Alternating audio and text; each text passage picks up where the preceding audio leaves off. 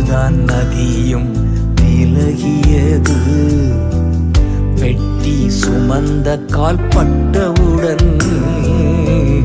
யோர்தான் நதியும் விலகியது, பெட்டி சுமந்த கால் பட்டவுடன்.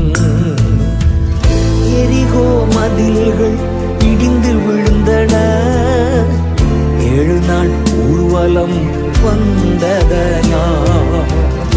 எரிகோ மதில்கள் இடிந்து விழுந்தன, 7 நாள் ஊர்வலம் வந்ததனால்.